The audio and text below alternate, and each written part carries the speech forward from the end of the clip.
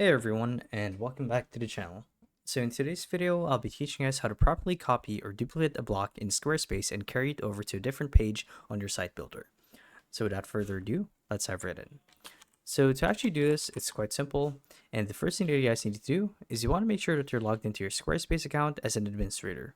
So as you guys can see here, I currently have the site builder open, and from here, you want to go to the editor. And there are a couple ways to get there, but the easiest one is by clicking on the edit button on the top left corner of the window. So if I click on this, you'll be taken to this page right here. And the idea here is you want to select the element that you want to copy.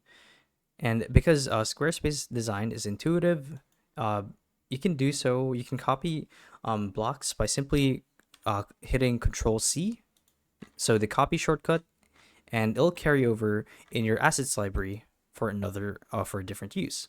So let's say that I want to copy this particular section right here. All you guys have to do is Control C, or click on this actually, duplicate. So you can see now that I have more for it. And with this, you can actually copy it and bring it to a different container onto the website. And that's honestly it.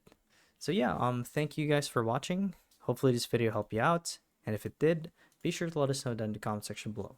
And if you guys want to see more videos like these, we do have a YouTube channel where we do guides like these daily. So if you guys want to show your support that, you can do so by subscribing to the channel.